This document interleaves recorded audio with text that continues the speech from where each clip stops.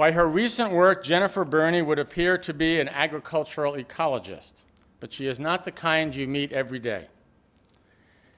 She earned a bachelor's degree from Harvard in 1999, focusing on physics and modern American history. She obtained a PhD in physics at Stanford in 2007, focusing on astrophysics. She was also an accomplished student athlete, playing competitive soccer through college and earning all academic honors while doing it. It sounds to me like she was a real know-it-all at Harvard. I suppose those are common around there. She received the Hoops Prize for Outstanding Senior Thesis in Harvard College and the Rothschild Prize for Best Written Thesis from the History of Science Department. I asked her if she knew Mark Zuckerberg of Facebook, but she said no. After her PhD, Jennifer became a postdoctoral researcher at Stanford in the program on food security and environment, where she's worked on a variety of technology-based interventions for food security, energy access, and human development. In her earlier lecture today at OSU, she described some of her fascinating work on solar-powered drip irrigation systems in Africa, which are helping poor farmers to grow food year-round. Jennifer has already produced a number of high-profile publications, with the last two published in the prestigious Proceedings of the National Academy of Sciences. It was the most recent one, entitled Greenhouse Gas Mitigation by Agricultural Intensification, that caught my eye.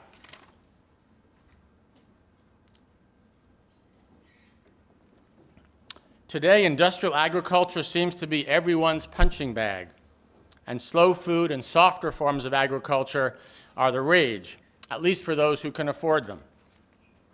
Brian Walsh, an environment reporter for Time magazine, wrote last week, quote, "Even as traditional environmentalism struggles, another movement is rising in its place, aligning consumers, producers, the media, and even politicians. It's the food movement. And if it continues to grow, it may be able to create just the sort of political and social transformation that environmentalists have failed to achieve in recent years. That would mean moving toward organic, small-scale production." He goes on to say that, quote, "Reforming agriculture and promoting sustainability won't just help us get better and healthier food, it will also fight greenhouse gas emissions and water pollution." This sounds not just good, but yummy too. However, Jennifer and her colleagues did some calculations that suggest that Mr. Walsh and many others in the popular food movement may be getting it backwards. They found that yield improvements during the Green Revolution, including new high-yielding varieties rather than the popular heirloom kind, in addition to feeding millions, might have had very large benefits for retarding climate change. And they propose that an intensified emphasis on improving agricultural yield should be an environmental as well as a humanitarian priority. Quote, our results dispel the notion that modern intensive agriculture is inherently worse for the environment than a more old-fashioned way of doing things," Jennifer said in a statement to the press about her last article. So I'm very pleased that Jennifer accepted my invitation to come to Oregon State so that we can better understand her calculations and inferences and hopefully engage in a discussion about their meaning and their necessary complexities. Help me in welcoming Jennifer to Oregon State.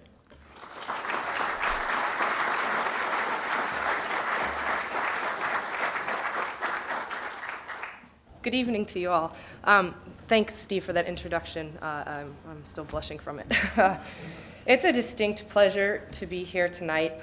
As Steve mentioned, I'm the youngest of the Food for Thought speakers, and by extension, it's a really big honor to be counted among those who are invited to speak here. Tonight, I will be talking about food's footprint and the impact of our agricultural production on the climate.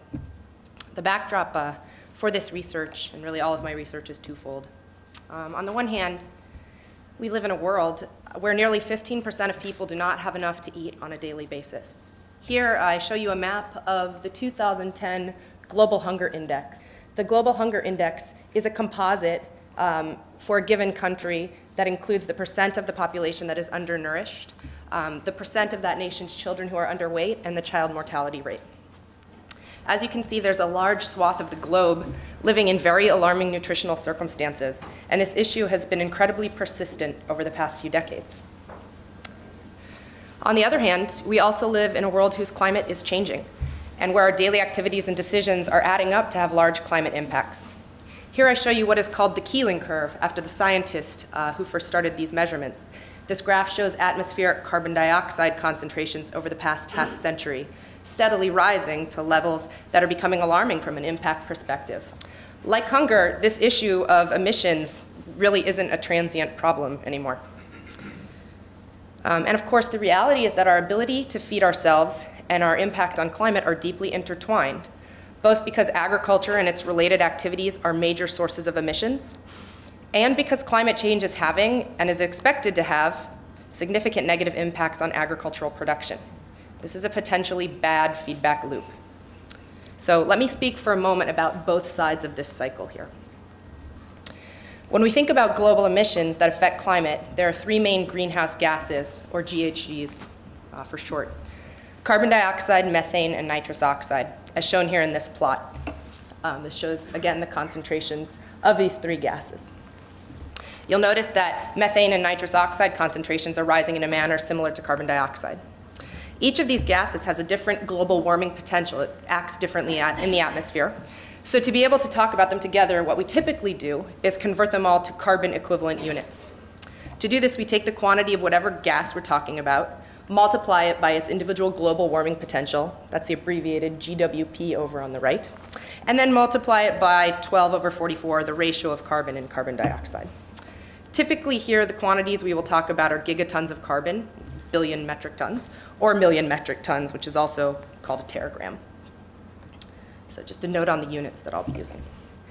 Now, when we look at a coarse breakdown of global GHG emissions in this manner, this is what we find.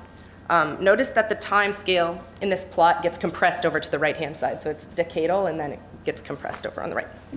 We see the steady rise in carbon equivalent emissions again, and the breakdown between the three major compounds. For some background and just useful numbers for you to know as we proceed through this analysis and at cocktail parties. In 2010, humans emitted an estimated 14 to 15 gigatons of carbon. And if you prefer carbon dioxide units, it's about 55 gigatons of carbon dioxide equivalent worldwide. There are a few things to note about this number. First, around 75% of that is actually in the form of carbon dioxide. And that's both from fossil fuels and land emissions. Of these global emissions, about 15% is from agriculture, with another 10 to 15 from ag-related land use change. We are going to talk about these numbers in greater detail in a moment, but there are two important caveats to this rough total that I'd like to point out as we start. First is that this is simply the greenhouse gases, the three gases that I mentioned earlier. It doesn't include any of what we call short-lived climate forcers, which include compounds like fluorocarbons, carbon monoxide, black carbon or soot that you may have heard about. In the climate science community, we're currently realizing that the climate impact of these short-lived forcers may be roughly equal in magnitude to the impact of carbon dioxide, but they're much less talked about. It's been a more recent scientific understanding. So we're not actually going to think about those tonight, but it's something I want you to keep in the back of your head. Second is, when emissions people speak about agriculture, they don't usually include the entire food production process. We're going to go into much more detail about how we count agricultural emissions, but the bottom line is that a large portion of these emissions, no matter how you count them, are related in some way to what and how we eat.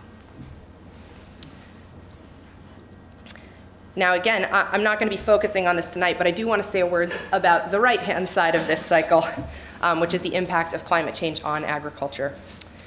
If we look at what climate models tell us, there's actually a surprising agreement over the next 30 to 40 years.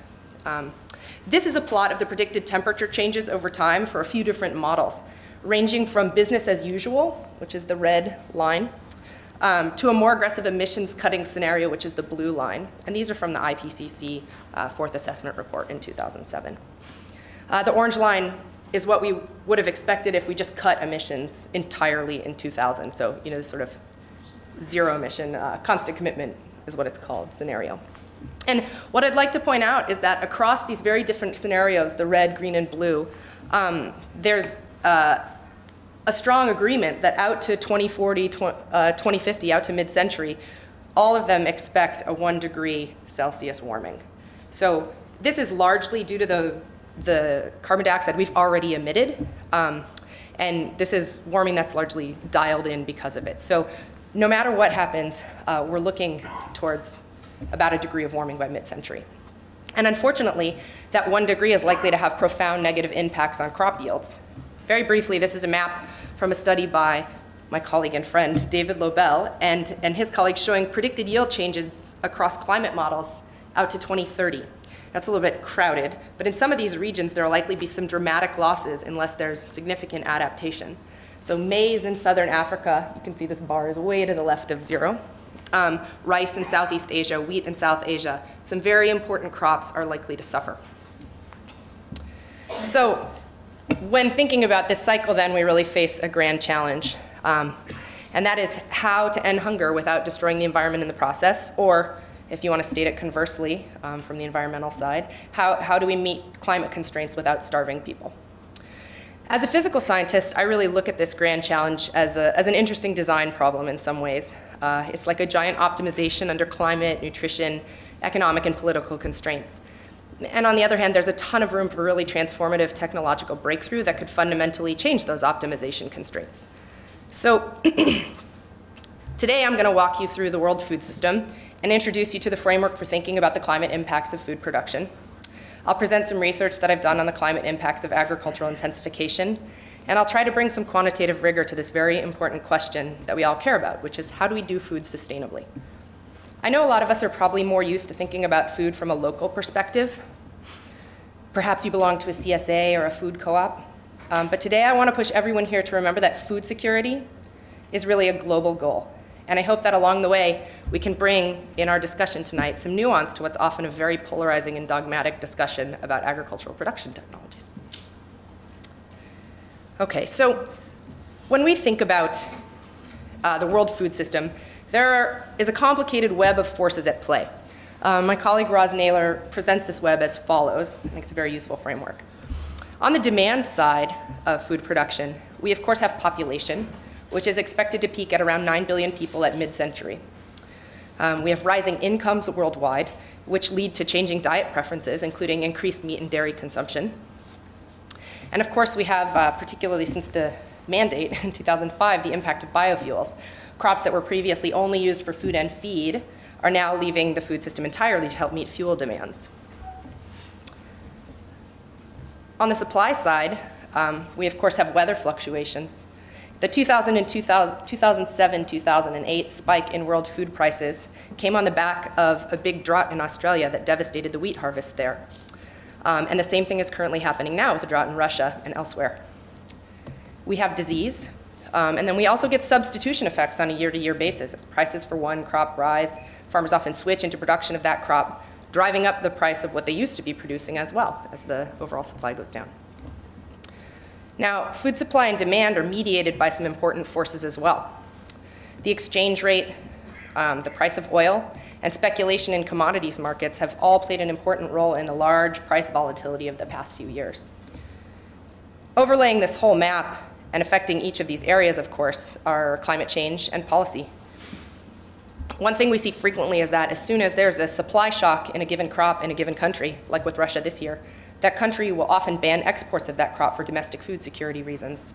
This has a huge ripple effect throughout the world, as it can cause a type of cascading export ban and food riots around the globe, like those that took place in 2008. The food price spike in 2008 was credited, by the way, with pushing an additional 100 million people or so into poverty. And I'd like to point out that we're in the middle of another upward price swing right now. So this web is complicated and it has really significant poverty implications for the world's most food insecure and hungry populations. Against that very complicated web of forces, what's really been remarkable has been that by and large we produce enough food to feed everyone. I began my talk by citing some dire hunger statistics, and these are very real, but so far we've avoided the kind of Malthusian predictions of famine that we might have expected. This plot shows worldwide production of 3 main cereals, rice, wheat, and maize, the big 3, as it were, over the past half century. Worldwide, people get 3/4 of their calories from grains like this, and as you can see, production has increased dramatically over the years. Now, this growth in productivity has been with the help of technologies that have contributed significantly to global emissions. And specifically, when we talk about ag-related greenhouse gas emissions, they can be placed into 3 categories. We have direct emissions, which essentially include anything from the field. They include soil emissions, which are driven by the application of fertilizer. We have livestock emissions, both from enteric fermentation and management of manure. And each of those is about 35 to 40% of direct ag emissions. We have rice cultivation, which is another 10 to 15%. And we have residue burning and other sources that make up the remainder. Now, I've put in parentheses the gases emitted in each of these subsectors. N2O is nitrous oxide. We have CH4, which is methane, and then CO2. So explaining which of the big 3 are being emitted in each of these areas. In addition, we also have indirect emissions, or emissions from other sectors due to the demand from the direct agricultural sector. And this list includes, of course, fertilizer and pesticides production, energy use for irrigation, production and operation of farm machinery and other energy use, and then internal processing and transport within the ag sector. Finally, we have land use change, which includes changes in the surface and soil carbon content of the land when native or other habitats are converted to crop or pasture land. That carbon is largely lost as CO2. These 3 classes of emissions are not always considered together, but one of the main takeaways for tonight is that they really should be. For any agricultural production system or any change in agricultural production, we need to think about the effects in all 3 areas. A classic example that will illustrate is that lowered use of chemical fertilizers and pesticides could reduce yields, which might in turn require land expansion to meet demand. So now I'd like to get to the nuts and bolts of calculating agricultural emissions. To summarize, on the one hand, the ag sector is a significant emitter, and on the other hand, modern techniques have spared additional land for conversion. Many really use this to conclude that modern agriculture is bad for climate, but that's a big leap in logic.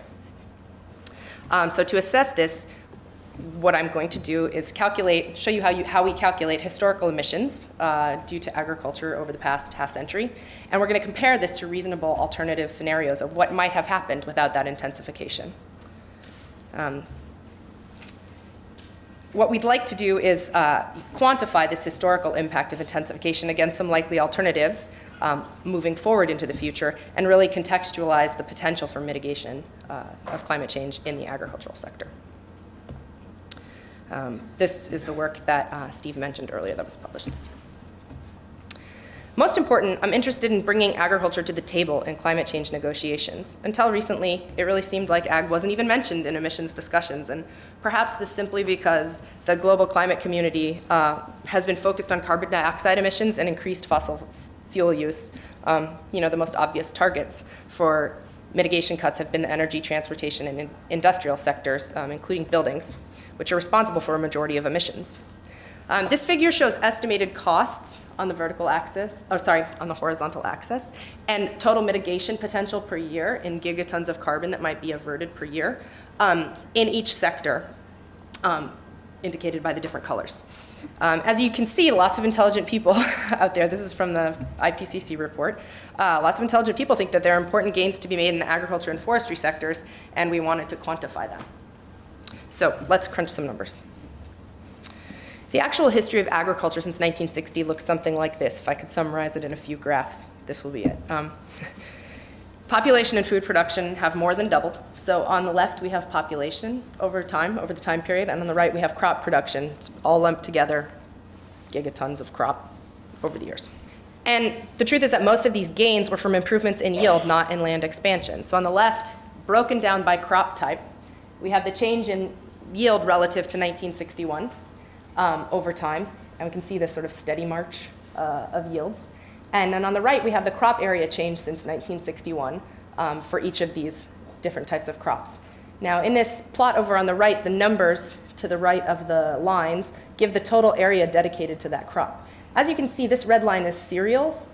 Most of the world's cropland is devoted to cereal production, and that has actually gone down over time. And this is directly the impact of yield increases. Now, looking over that time period, if we want to calculate the emissions due to historical agricultural production, we need to look back at this list, and what we're going to do is take a subset of these ag-related emission sources. We're going to include soil emissions due to fertilizer application and otherwise, just the emissions from soil used in crop production. And to do this, we follow guidelines from IPCC greenhouse gas reporting methods. We're going to include the cultivation of rice, and there's a bunch of work that's been done by a lot of scholars on how to do this. We're going to follow literature on that. We're going to include the production of fertilizers. And again, we'll use a suite of energy values. People have studied how much energy it takes to produce these fertilizers, and we'll calculate the emissions from that. And then we're also going to include land expansion for cropland expansion. And again, there are many literature sources here that we use to guide this analysis. Now, most notably, there are 4 little yellow dots here on this whole list. We're not going to talk about direct livestock emissions. I will come back to livestock at the end of this talk, but I think it obscures some of the very important discussion to talk immediately about livestock, so I want to leave that for now. And the main reason for that is that we are going to include all crops production, including that which goes to feed. And I think that's an important starting point. So we're also not going to include pasture land emissions or conversion of other habitats to pasture land. Often what happens is land is converted to pasture land, and then it ultimately becomes crop production land. So we think some significant portion is taken into account in this. And we're not going to include some significant other sources of emissions from on-farm energy use, the production and operation of farm machinery, et cetera. I'll talk about some of these numbers afterwards. And lastly, we're not going to include any biomass burning. All in all, this analysis will account for about half of the direct emissions, half to 2/3 of the indirect emissions, and all of the crop-related land use change emissions. They're not pasture, so it's not a bad start. If we take all those sources and we add them up, I want to, that's all relatively straightforward calculations, but I want to take a minute to explain how we do the emissions due to land use changes. This is an example using satellite imagery over Brazil. On the bottom left, you can see the extent of the green forest and the brown encroaching cropland in 2002, and this is the same scene in 2006. So by subtracting the two, we can see the change in cropland area shown here in red. And this kind of analysis is what we do worldwide in this. Across the world, different agroecological zones have different plant life, and therefore they have different biomass and soil carbon contents.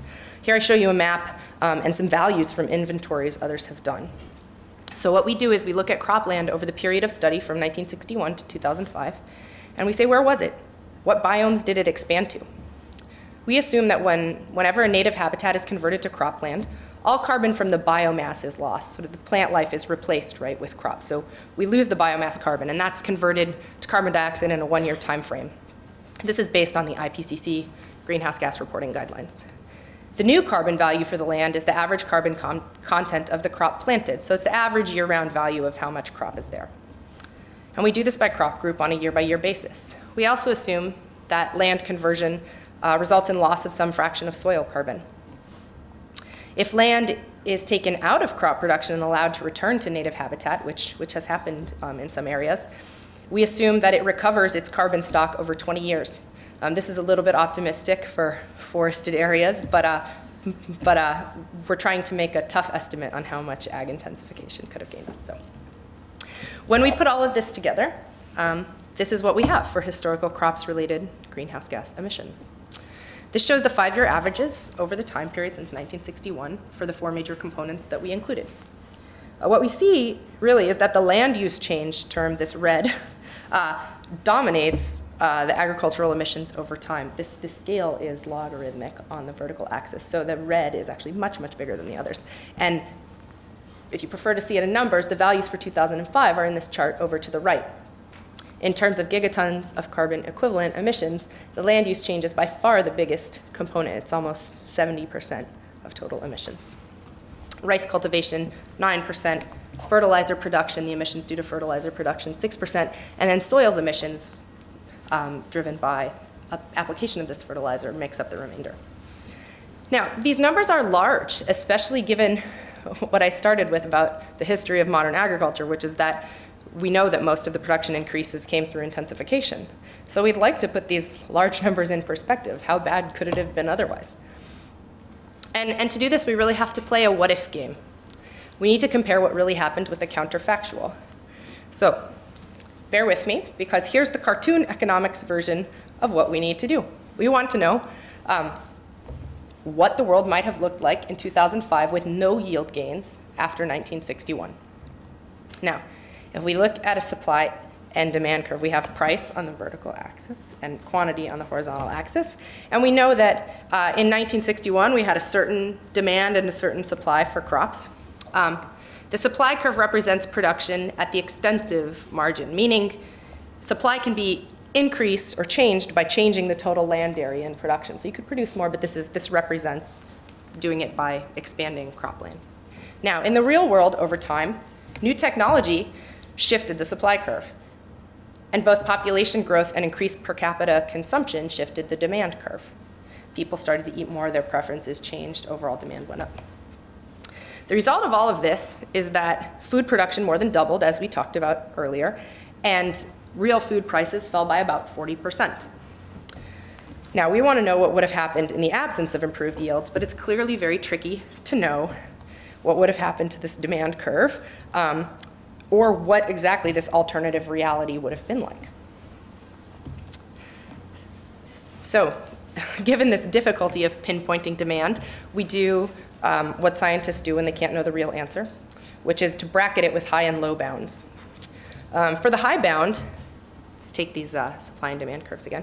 We imagine a world in which everything except agricultural technology evolved exactly as it did in reality, and that the increased demand was instead met by cropland expansion. So we assume that technology froze and any increased demand was met by expansion.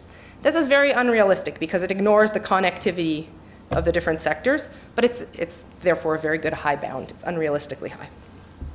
The lower bound is a bit more tricky. As I just mentioned, let me point this out on the graph. We're going to call this first scenario, the high bound, the alternative world 1. AW1, and this is the same 2005 total demand, but it's met with 1961 technologies. And we have this total quantities the same, but the land is going to increase. Now, the lower bound is a bit more tricky. As I just mentioned, there are two main factors driving demand.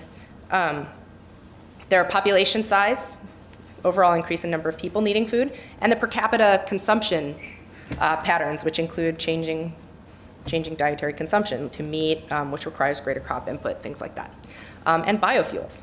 So for this case, this low bound, we're going to call this the AW2 scenario. We imagine a world in which overall living standards, measured in terms of food consumption, remained at 1961 levels. So we project population forward using the fertility and mortality levels of the time from 1961 through 2005, and we assume that there's no shift in per capita consumption.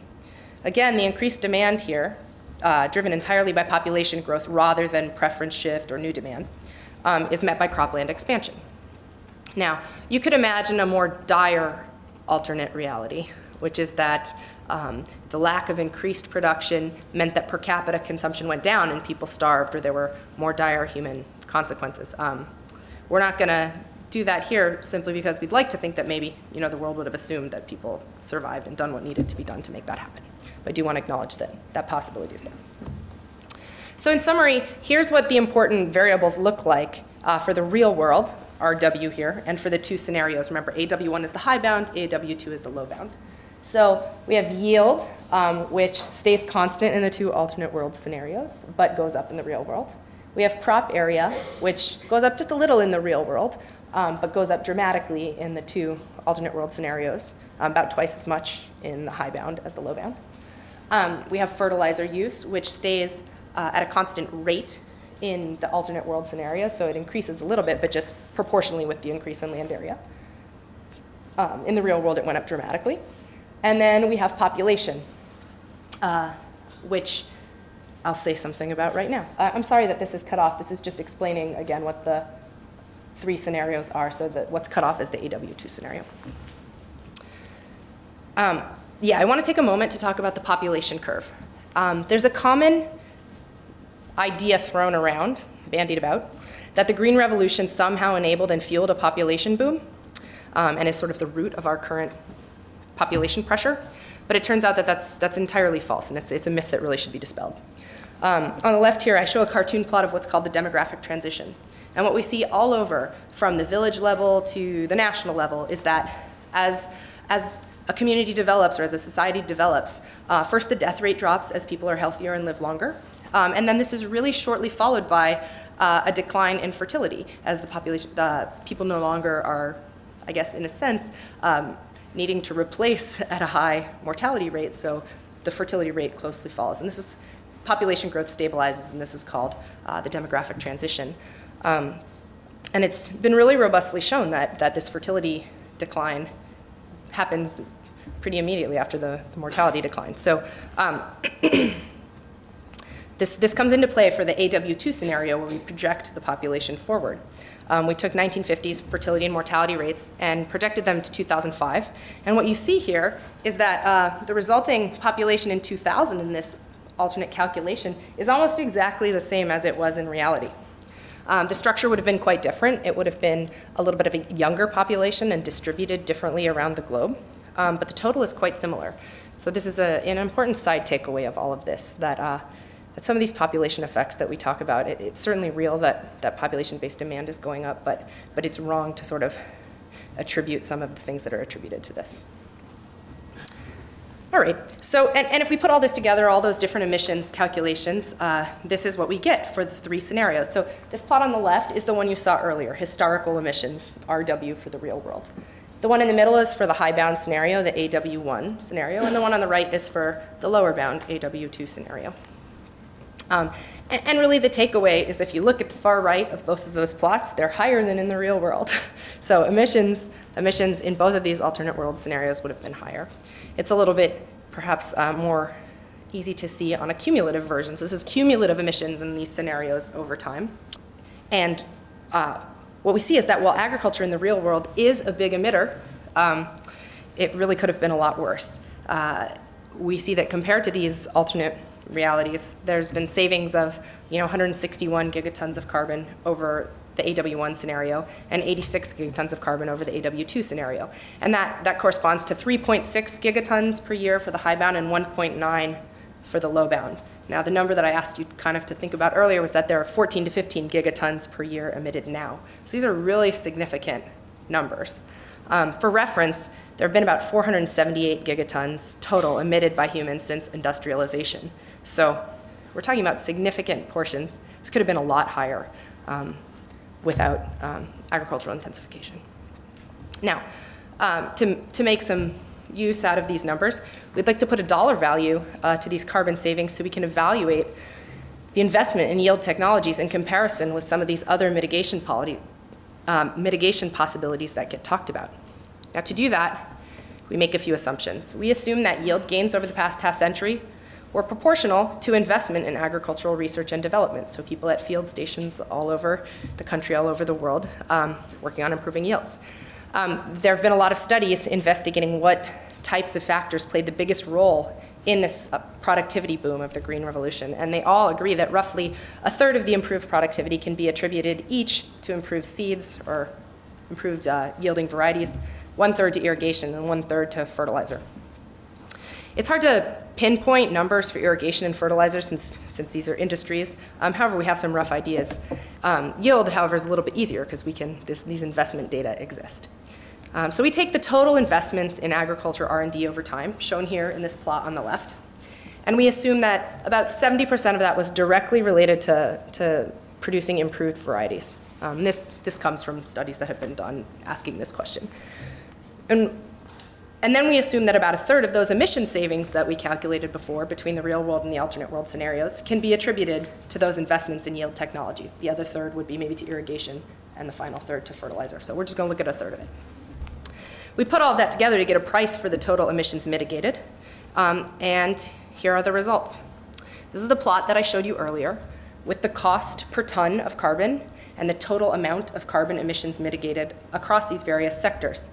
Only now I've added these 2 red points, and these are the prices we calculate and the total avoided emissions for the 2 scenarios.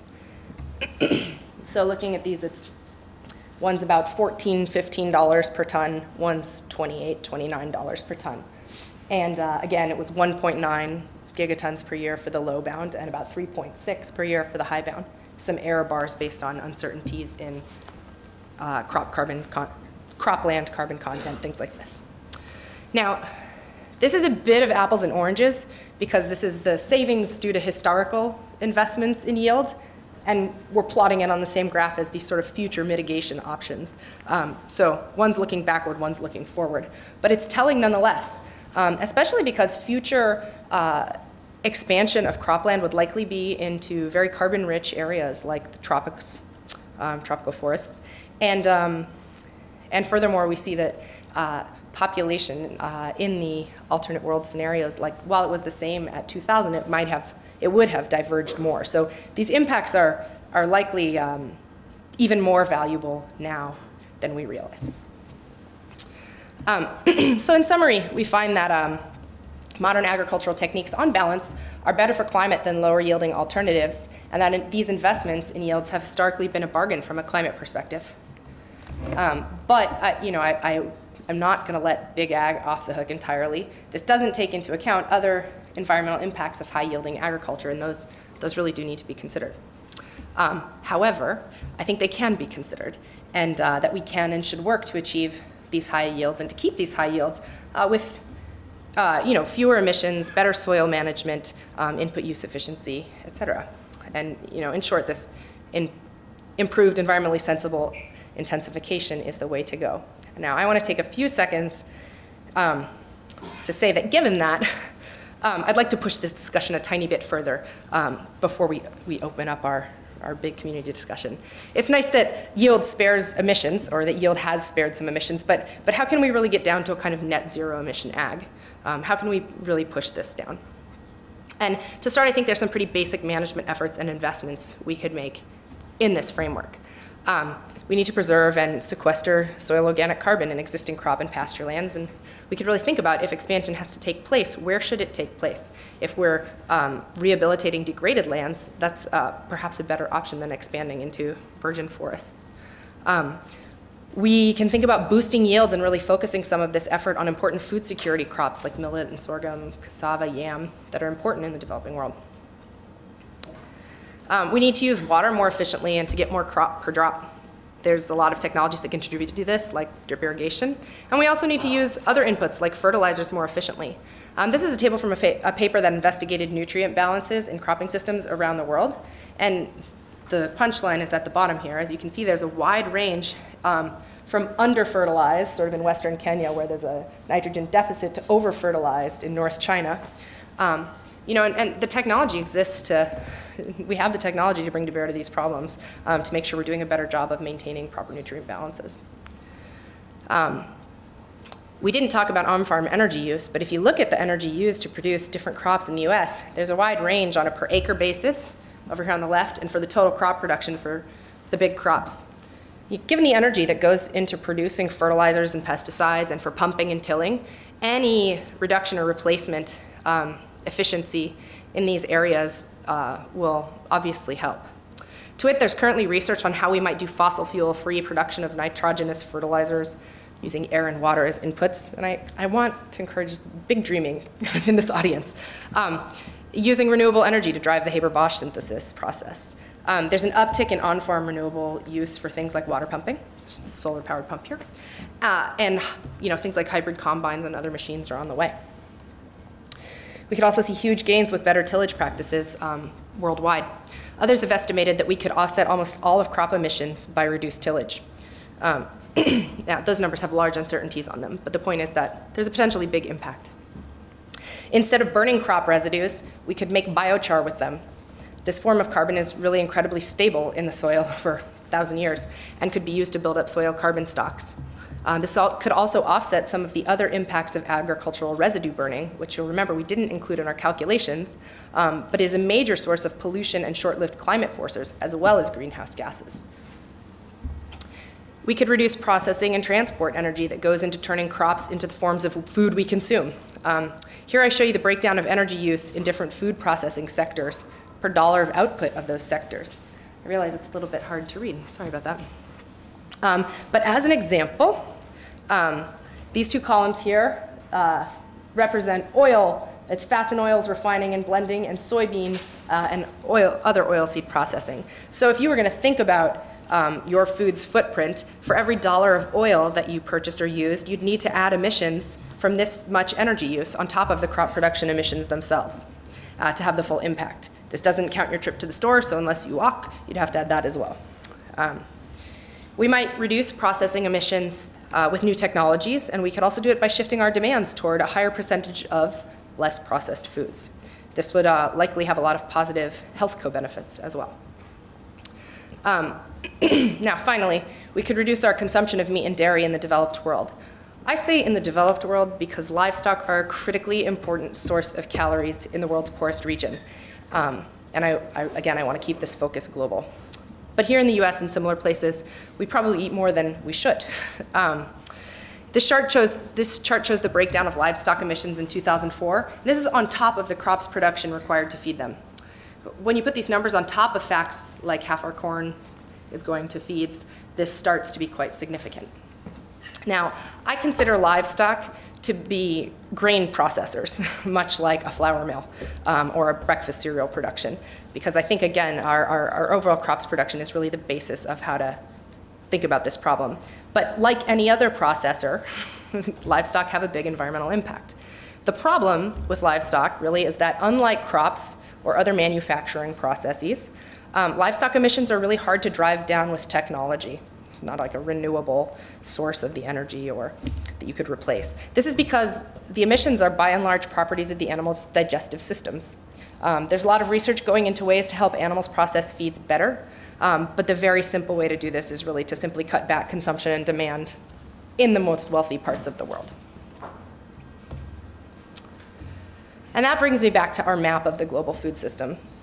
On the demand side, as I mentioned earlier, we probably spend far too much time worrying about population. While it's a significant driver of overall demand, it will be what it will be. We could work on, instead, trying to find ways of, in the wealthiest parts of the world, seeking culinary indulgence that isn't quite as bad for the climate. I think the foodie movement is getting on board with this, and I hope that I can convince those among us that really just incorporating the concept of yield into your thoughts and analysis is really the way to go. And we can certainly work to reduce our overall energy dependence, which will drive down the pressure due to biofuels and oil prices in general. There's not much to be done on a personal level about the exchange rate or speculation, unless you're actively speculating in commodities markets, in which case, please stop. And finally, I hope I've made the case that on the supply side, it's really absolutely critical that we don't write off intensive agriculture. Yes, we can do it better, but we need to keep investing in technologies that are high yielding under increasingly difficult environmental and economic circumstances. So with that, I'll conclude. Thank you for your attention, and I really look forward to the discussion.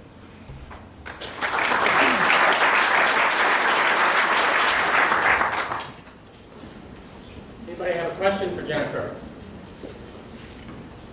How do you account for the population increase then, if it hasn't been through improved yield? I'm not sure I understand what you're asking. Do you mind trying to rephrase it again? It's a huge population increase since I was born in this world. And we've also had the Green Revolution started about the time I was born. And you say that the Green Revolution has actually helped stabilize or even lower birth rates. Yeah, so the point is that that's the way the arrow goes. As people have better nutrition, first what happens is the mortality rate drops. They live longer, they have income to afford health care. Yeah, and then the fertility rate drops after that. It is not that having access to food has sustained high fertility. as people get access to more food, the fertility rate drops. So this idea that, sort of the high fertility in the developed world has been supported on the back of increased agricultural production is kind of a myth that gets tossed out there, but. Okay, so what's your explanation for the population increase that's been so going up like that? Oh, well, obviously it is going up, population is increasing, but it's not on the backs of food, it's simply that. What is your take on what it's caused? So I'm just curious if you have even an opinion on that. I don't really, aside from that, sorry. I think a big concern about the increase in yields is the companies that are actually investing in the increase in yields, who owns the patents on the genomes that are being put together. Have you seen any interest in public and a publicly funded work on increasing yields? Yeah, so the breakdown I showed that most of the investment, we always think about the big ag companies, but most of the investment has been public worldwide. But it's the infrastructure is used. The infrastructure that's used to disperse this information are those companies. Yeah, that may be true. Again, I think it's important to divide, to think about the time period that we're talking about as well. So if you want to think about, for example, I'm sure what's on a lot of people's mind, what role, GMOs play in all of this. Unfortunately, what we're going to need to do is redo this analysis in a few years when we have all the data out to 2010. So GMOs first really went into production right 1995, in sort of larger scale production by 2000, 2005. So we're only seeing the tail end of that in this analysis. All of the yield increases that we're talking about over this time period are conventional breeding techniques for the most part, given this. So yes, looking forward, I think this really is an important issue, but not necessarily relevant to the historical analysis. I'm not sure which of you had it first, so you can decide amongst yourselves. Well, I just wanted to add to that a little bit. A lot of the big ag companies, they're not investing so much into increased yield as other traits for crops. A lot of their research is going into increased yield, but a lot of the other public research is more shaped towards that. So more about disease resistance? Yeah, exactly. Or herbicide? Which are relevant to increased yield, right? Lower crop losses. Well, some studies show that your yields based on the conventional stuff are similar to the yields from the herbicide-tolerant crops. I mean, like Right, you said, certainly that data depends isn't all the way out there. Exactly. So we're going to really have to wait to see the program. My question relates to, well, I don't want this to be, this is not personal at all, but I'm curious because one of the graphs partway, or about 3/4 of the way through, kind of made it seem like what we need, I can't remember exactly what the graph was, but it was research and development dollars as it relates to how we've gotten these increased yields. Yeah. And so I'm wondering, it seemed like the results of this study support increased dollars for research and development for ag, and I'm not sure who, kind of, if there's some monetary interest related to. So I have no monetary interest. Yeah, personally. Yeah, I can disclose that. The No. funding of the research. No, I mean, I think that the question, if I may condense it down, correct me if I'm wrong, is, given that this research seems to advocate for increased R&D in ag, is there some sort of monetary interest backing that? Yeah. The answer is no. But I do take the point more broadly, which is that, this could be seen as Monsanto saying, oh, see, we should be getting carbon credits and money and, send more our way. I mean, is it all from public? This was an NSF grant that funded part of this, and actually private funding. Individual anonymous donor has nothing to do with any ag company who funds the Institute for the Environment at Stanford. But I think this is an important. I think this is an important point, which is that the investment in saying that we should invest in yields is really, looking at historical trends, is actually a call for public investment. That's been the majority, and like you say, in the private sector, there's a lot of different things that are being researched, and it's and again, if we're thinking about this on the global scale, not just what's going on in the U.S., public is really what we're talking about all across the developing world, upping yields in some of these marginal croplands. That's very much a public endeavor. So again, that's what the focus is meant to be on here. Yeah. I got the impression that you were advocating large-scale agribusiness type farming. And I'm just wondering if that's what you mean or if you just mean high technology. I do just mean, sorry, the question is whether when I talk about high-yielding modern agriculture, am I talking about agribusiness or am I talking about high-yielding technology specifically? And I mean high-yielding technology. So basically, I understood that the Amish farmers have among the best yields in the industry, and they are certainly not using the latest equipment, and they're certainly not working on a very high scale. Right. So you would endorse that kind of agriculture. Right, and we all know that the maintenance of soil carbon stocks and things like this and proper nutrient management really play an important role, obviously a critical role in yields. So, you know, if this can be accomplished in different ways, then that's great. But the importance is really not espousing some low-yielding techniques for sentimental reasons that then result in huge greenhouse gas emissions elsewhere, and sort of ignoring where our system ends because we don't want to think about land increases due to stuff like that. What would be an example? I think, you know, this statement that, sorry, the question is what would be an example of that? You know, I think that in general, I would say that the talk about organic versus conventional agriculture lacks nuance. And that calls, say, for the entire world to immediately go organic are a little bit misplaced. So we know that in many places in the world, this is not, you know, not necessarily the case everywhere, but we could not convert to entirely organic agriculture right now and maintain the production necessary for people to live. That's not to say we couldn't get from point A to point B, but it will take research into yields and how to do that. So this idea of, oh no, we should just go organic now. We have to think about really how such a thing might be possible. That's kind of what I mean by espousing something that would have dramatic climate impacts. Oh, so many hands at the same time. I think that you had your hand up the longest. I'm sorry. Yeah, I'm curious, kind of from a theoretical point of view. When you're looking at the increases in yield, we're just, you know, we're not, you know, quantifying them, but I guess I don't have a sense of the curve, or what point you think you're, you know, assuming there's continuing increases of you reach diminishing returns or asymptote at all. And Right, something right. that you can't really rely on for the indefinite future. Right. So the question is about the biophysical limits to yield increases. Certainly something that needs to be taken into account. And much of the research, for example, that one might say should be done into yields could be simply in closing the yield gap.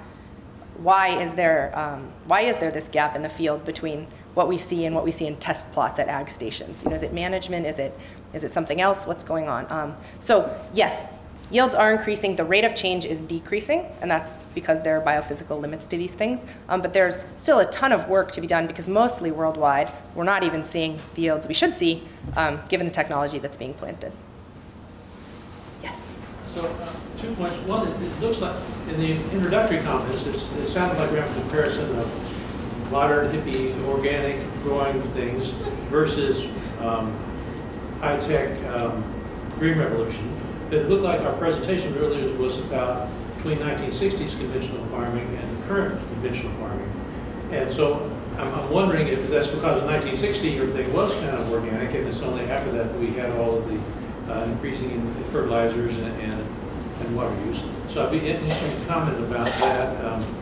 And the other is, I didn't hear you say anything talking about soil salination or water mining and what that might have in terms of your projecting this out of the future. Absolutely. Okay, so 2 questions. The first is about that.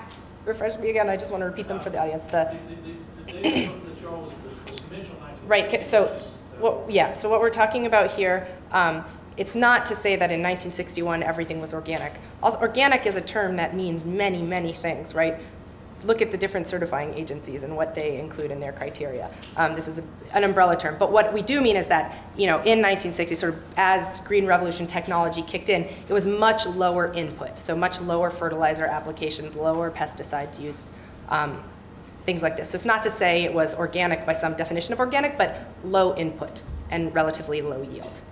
The second question was about other environmental impacts like salinization and water use.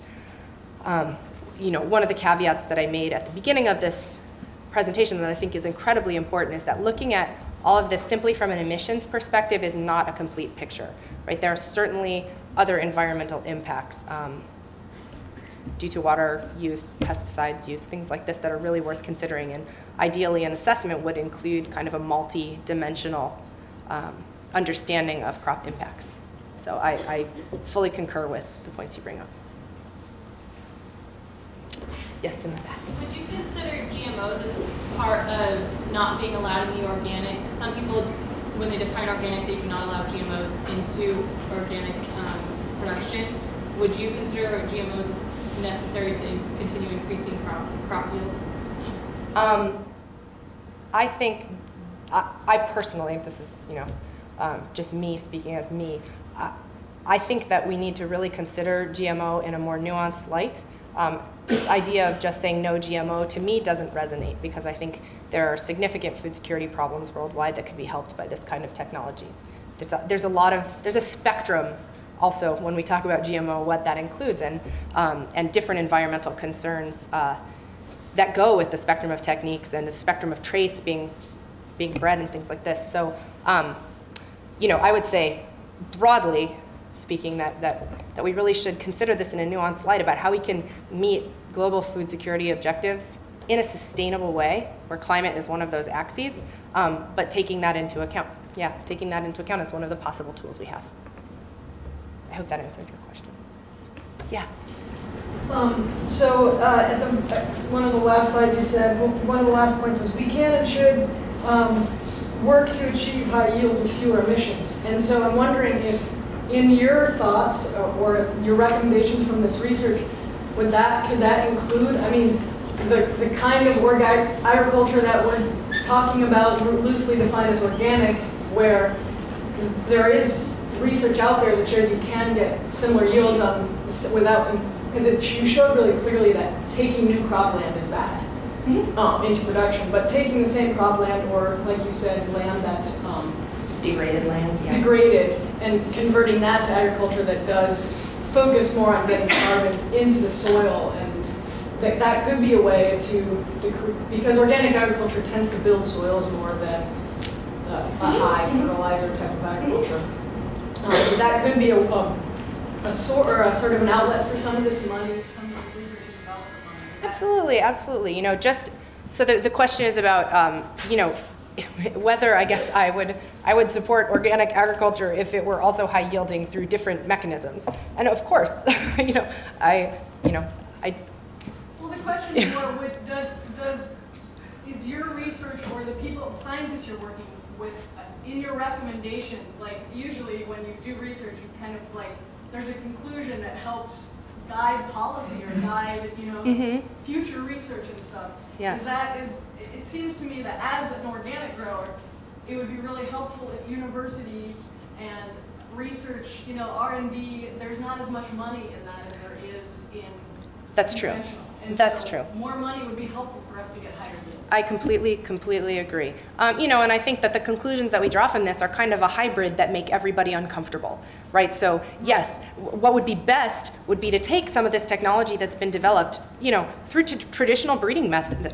The Green Revolution was on the back of traditional breeding methods, to take some of these higher yielding varieties and find a way to really keep yields high with reduced inputs, with alternative energy inputs into some of this. And I think that GMO in the future is going to play into that. That's a very uncomfortable mix for most people, but that's what I come away with, is that we have all these tools to bear, and they should all be brought to this global problem.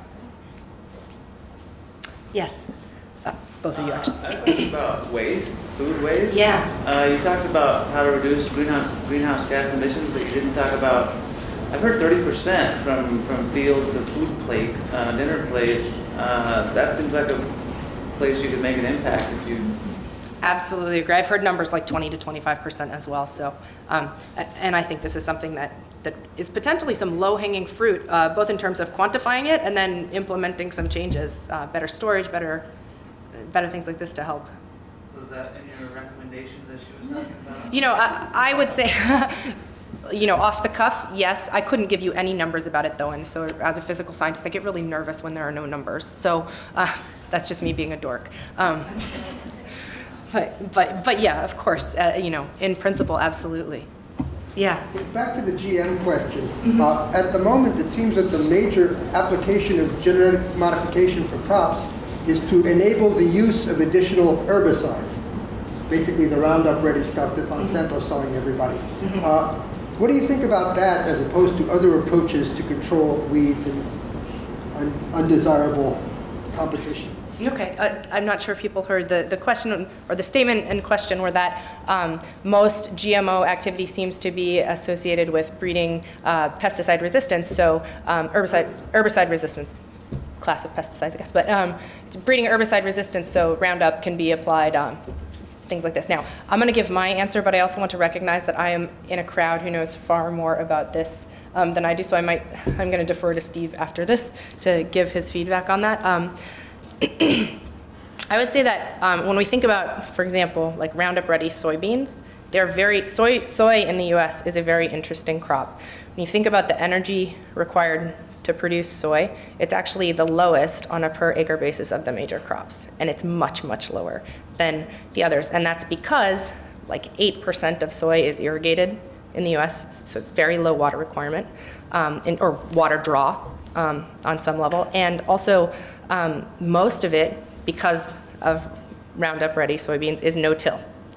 So you don't have the tillage, soil losses, and energy inputs to doing that. So I haven't done the analysis of sort of how that breaks down in a detailed way, but I do think it's a very interesting question, and I think this really gets at why we would want to bring this kind of quantification to particular problems like this, because that's a tough question, right, of what's desirable in that case, because you lose some sources of emissions through it, and you really gain in other areas. And it makes people very uncomfortable. Yeah? In a general sense, the increasing use of no-till operations is driving the use of herbicides, because they're using herbicides to control the weeds which they would normally have been controlling via tillage. And so you get this flip side. You want more no-till, at least right now, means using more herbicides. Thank you for emphasizing that. Steve, did you want to add anything to that point too? You gave a good answer. The complication with the herbicide-tolerant crops is that they do promote low tillage, which has a lot of environmental benefits, despite promoting herbicide use to some extent. Yeah. With peak oil and all that, and the call for not only an continuing intensification of technology in agriculture, and as you suggested and are helping people to do maybe more intelligent intensification or application of technology, what do you see? You mentioned a few things like using solar to help with irrigation and creating ammonium traits or whatever that is. But, I mean, we're talking a serious decline in oil supply and a serious increase in oil prices is looming or happening. So how does this all dovetail with the growing intensification? You know, yeah, the question is sort of with oil prices skyrocketing and questions about future oil supply, how do we reconcile that with a desire to have this kind of intelligent intensification, which really does require a lot of energy inputs. You know, the ideal is to find alternative sources to power these kinds of systems. So, you know, hybrid machinery that get way better mileage, you know, using renewable sources like wind and solar to drive processors and irrigation pumps, things like this. These are the ways it will be done. There's some higher technology goals sort of requiring more research and development, things like how do you produce fertilizers and pesticides without fossil fuel inputs. And there's a lot of really interesting work across different disciplines going into that. But I think these are the ways that has to happen. There's no magic bullet. It's got to be across all these different sectors to really drive down the energy use in each of them. One more Yes. question. Do you have any estimate about what the actual potential is of biochar to sequester carbon? So the first field trials of this are taking place. The question is about the potential of biochar for sequestering carbon. For people who might not be familiar with what biochar is, it's a fancy name for a particular kind of charcoal. What you would do would be to take crop residues or some sort of biomass input and pyrolyze it, making a charcoal. In terms of being in a life cycle analysis kind of way, you also want to recover the liquid fuel or gas fuel that comes off of it. Typically it's methane, and you would try to hold that and use it for some sort of energy source. But the estimates that I've seen from people like the Biochar Initiative are like up to 2.2 gigatons per year. So it's, you know, huge. It's in the ballpark of what we're talking about sort of globally with agriculture over time. I'm not sure about how they scale those numbers. And some of the first field tests about the soil stability and the actual potential are being done now. So I think that's, it's a very good question. The numbers actually turn on how well you recover the side fuels as well. So it's just an important piece of it moving forward. Yeah. Yeah. I just actually have a question. If you wouldn't mind explaining, in your different classes of ag emissions, there was direct and indirect, and in the direct there was like fertilizer, I guess, application, and that was 35 to 40%, and then in the indirect there was fertilizer production. What is it? I understand that it takes a lot of energy to produce it, but then what is that for the application? Okay, yeah, this is a very good question. It's an important point. So the question is about, in the direct agricultural emissions, there's a line item that was soils emissions, and I mentioned that it was driven by fertilizer application. So in any soil surface, or any crop or just land area, the soil emits nitrous oxide through just, this is the nitrogen cycle, that is sped up and driven when we apply fertilizer, be they organic, be it manure, or be it chemical fertilizer. So deposition of nitrogen drives this cycle even more. And that's what I was referring to for the direct emissions. So that's just the emissions of the soil once any fertilizer has been applied, or even if it hasn't, there are these nascent emissions, or latent emissions, I guess. So that's the direct part. And then the indirect is the emissions required in the production of these chemical fertilizers, or in the production of, alternative fuels, fertilizers. Do you have any numbers on the amount of oil that's used for crop production in terms of operating farm machinery and transporting the food to markets? Do you have any numbers? What percentage is it? The short answer is no. The longer answer is that this is the next thing that we're working on, is trying to put these numbers down. So figuring out what portion of our energy use is on the field, sort of in internal processing, and then post.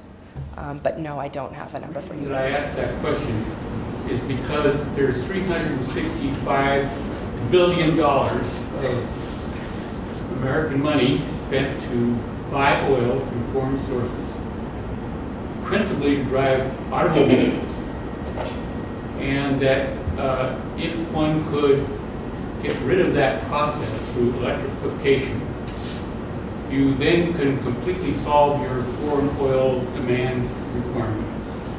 You'll do amazing things for the atmosphere.